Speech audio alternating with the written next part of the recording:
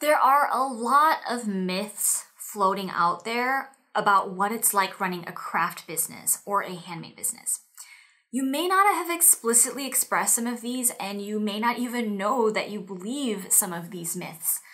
But I talk to makers every day, and I'm one myself, so I've been in your shoes, and I've seen that there are a lot of mismanaged expectations that cause people to fail before they even get started. In this video, I'm going to bust through some of those myths, and my hope for you is you'll be able to recalibrate your expectations and in turn have more endurance and persistence when it comes to running your own business. Hey, my name is May, and I help makers, artists, and designers create a consistent income from selling their handmade products online. I've been in business for 14 years now as of this recording, and I have seen it all. I'm a part of many communities of makers, and I have one myself with my Assail Day students. But I see often people are frustrated that their business isn't where they want it to be yet. And when I get the chance to dig deeper with some of my students, some patterns become quite clear to me. That we have certain expectations coming into this business world that are inaccurate or just flat out wrong. And I'm not blaming you. It's not your fault. We build up our expectations and perspectives based on several things, like the things we consume, like movies and TV shows and books. And sometimes it's just how we are brought up. We're taught that working hard is so important, and if you put in the work, you will get what you want. And unfortunately, in the real world, that is just not true. And we're consuming every day stories of people who went from rags to riches and saw overnight success, even though that's just a caricature of what really happened. But people like telling those stories because it's motivating and inspiring, right? But without realizing that it's a double-edged sword and it's causing people to have the wrong expectations. So the first myth is that if you work for yourself, be your own boss, it's easy, right? Not really. I think a lot of people make working for yourself sound really cool, and I do too. But it's not the full story you hear, right? You hardly hear about all the bad stuff that happens when you're your own boss. I actually think it's actually a luxury to work for someone else, and you just clock in and you clock out when your work is done, and when you come home, you don't have to think about work and you can just relax. You get to leave work at work, depending on the job anyway. And you still get paid the same amount of money every 2 weeks because that's your salary. When you're running your own business, how much money you make is initially directly related to your effort, time, and energy. You don't really get to see the benefits of being self-employed until years after you get it going. And those first few years of setting up your business, finding your customers, marketing, setting up your systems, it's a lot of work. And more than that, it's work that you have to have the built-in inspiration to do. You know, there's no one like a boss or manager telling you what to do. You have to figure it out all by yourself. You have to have so much of that self-initiative to get your business off the ground at first. And once it's running and you have steady sales and a steady stream of customers, then you'll be responsible for them and you have accountability to show up to work. But in those first few years, when you're hardly making any sales, you're doing all of this work and not getting a lot of feedback or reward in return. Like, is the work you're doing making a difference? Is it actually helping brand awareness? And are you getting sales and traffic to your site? You hear a lot of stories of business owners who were at the right place and at the right time with the right product, and they became an overnight success. Those stories are the fringe cases. They're anomalies. The more common story that unfortunately doesn't get told often enough because it's not sexy is a story like mine. I didn't make a full-time income, and to me that was the first $30,000 in annual sales, until 6 years after I started my business. That was 6 years of work getting to that point of not making hardly any money. 6 years of figuring out my social media, my branding, refining my products, growing my audience and my email list, building up my traffic, getting in the media, and all that time and energy going into learning how to do all of that. So if you're starting to feel like, why is running a business so hard? Well, it is one of the hardest things a person can do. And honestly, most people, no matter what country you live in, are not taught or brought up to think in an entrepreneurial or business-minded way, right? Like, think about it. You go to school from a very young age, all the way up to college, if you do go to college and beyond, and all that time you're being groomed to become someone else's employee, to have skills and an education that will serve a company that you hope will hire you. The education system rarely teaches you skills about initiative or marketing or sales. Even sales and marketing in college courses aren't practical and isn't what real-world sales and marketing is. We're all put on this path and we follow it, and that path usually leads to a corporate lifestyle.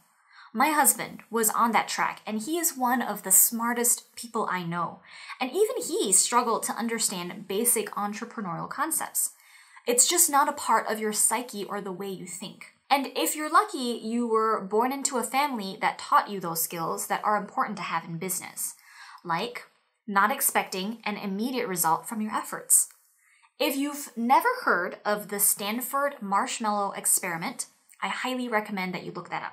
It's about delayed gratification and how most people will choose the smaller reward if it meant getting instant gratification. Most people don't want to wait to get a result. And there was even a follow-up experiment that showed that the kids in the experiment that were willing to wait longer for better rewards tended to have better outcomes in life, like better SAT scores, better educational attainment, and were even healthier. And it has in part to do with willpower, but also with your background and upbringing. I remember growing up, whenever I asked my parents for a new toy, they would always tell me, "Next time, next time, next time." Most of the times, next time never even happened, and I never got my toys. If you're learning something from this video or you're enjoying it, please subscribe to my channel and give it a thumbs up and leave a comment. Maybe you can share with me what were some things you feel are myths from your experience running or starting a business. I really appreciate any engagement on my videos because it helps show them to more people in the YouTube world. The second myth is that I've noticed people think that it's enough to create a beautiful product, put it up online, and post about it on social media to make sales. That's no longer true. Maybe it was true 10 years ago when the internet was relatively new and there wasn't a lot of people showing their products online. But these days, there are millions of other shops online with amazing products. The saying, "if you build it, they will come," is not true anymore. And unfortunately, I see so many frustrated people saying they're not getting traffic and sales and they keep doing this and that and nothing's happening. And I can understand that it is very frustrating because you're doing work and not seeing a result. But usually when I ask what they're doing to promote their business, it usually falls in a category of tasks that I call creation. It's tasks like blogging, on-site SEO, posting on social media, or creating new products. These are tasks that don't inherently get people to come over to your site. When you do those tasks, you're in creation mode. You're creating products or content that lives on your site or social media, but you haven't actually done anything specific to get people to come over to your site. The analogy that I like to use is like you're throwing a party at your house. Creation mode tasks are things like decorating your house, planning the menu and deciding what food and drinks you'll have, planning games and activities for your guests, creating gift bags for them, and prizes for games you'll play, hiring musicians to entertain your guests. That's all creation mode. But have you actually invited anyone to come to your party? At this point, nope, you haven't. So no one's going to show up. And you've spent all this time making your party so awesome, but no one's going to be there. It's exactly the same thing. If you want people to come over to your party or to your handmade shop, you have to invite people. A great way to do that is by doing media outreach, which I talk about a lot. Media outreach is getting your products in front of other people's audiences with a link back to your shop. How you do outreach is by emailing pitches to people who own large audiences and asking them to feature your products. If you want to learn more about how to do this, I have an entire video explaining the whole process. The act of outreach is like you inviting people to come to your party. So if you want more traffic and sales to your shop, assuming your website is already really polished and looking good, you just have to focus on outreach tasks and activities instead of creation activities. It's as simple as that. Myth number 3 is I've seen that people seem to be thinking that running a business is free or cheap. Maybe back in the day that was the case. You could start an online business for very little money, but it was never free, especially when you think about all the craft supplies and packaging and tools you had to buy to even make your product in the first place. I've been seeing a lot of entitled behavior from people who don't want to learn or change or understand that this is the rules of the game now. And I believe it's because of mismanaged expectations. But that's one of those entrepreneurial skills I talked about earlier. How you deal with change will affect how well you do with your business. Someone at some point, or maybe it was the media, like Hollywood, that showed them that it doesn't cost money to start a business. And that cannot be further from the truth. And then you're frustrated and you don't see any success. Don't start a business if you think it's going to be a faster way to make money. Because honestly, just getting a job is a more surefire and faster way to do that. The saying, it takes money to make money, is real, and it has been around for generations. And when I think about it, it's really just economics or even physics. You can't make something out of nothing. You can't make sales for free. Going to a craft show costs money. Making your products costs money. Having your own space on the internet for a website costs money. There are actual physical machines in some facility that's powering your website and making it run quickly and smoothly, and making sure you have enough space on your site for you to upload your photos. And there are people that manage and maintain these machines and that give you customer service.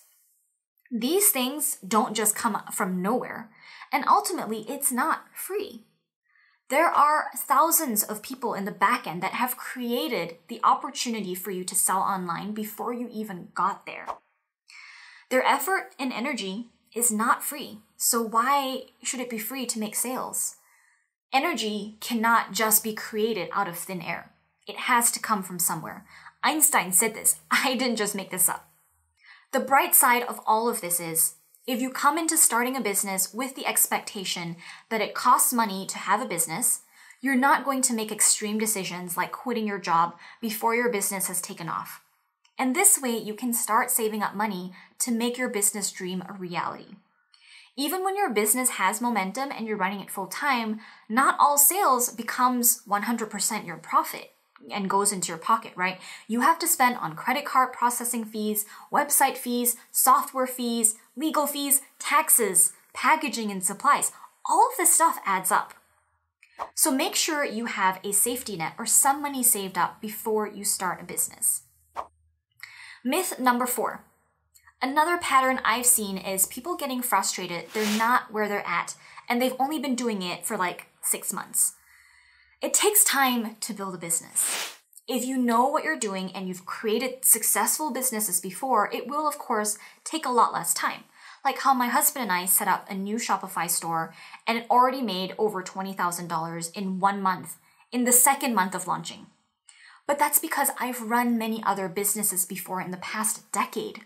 I know how this stuff works. But my first business, Tiny Hands, it took me 6 years after I started to make $30,000 for the entire year. So I'm really curious why people think that after 6 months or a year that they should already be making a full-time living.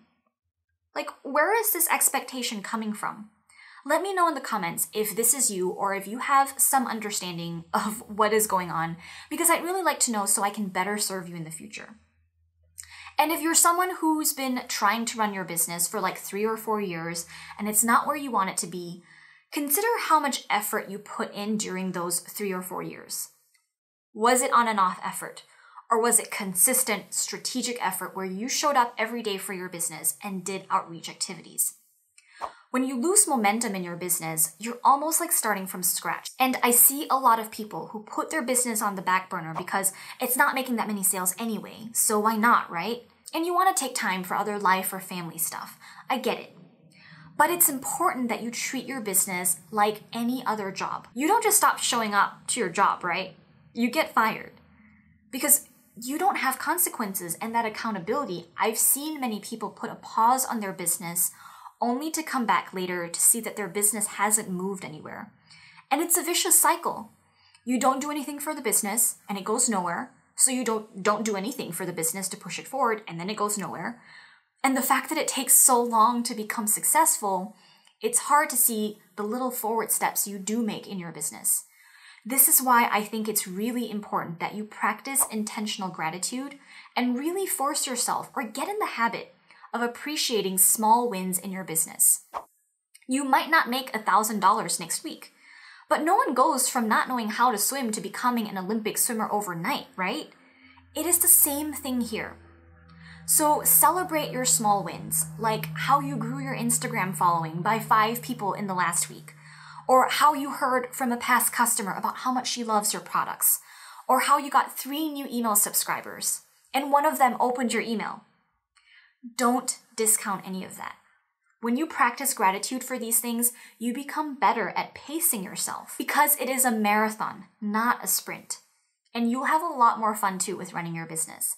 And you're more likely to see it through all the way until you make it, instead of quitting prematurely. Myth number 5.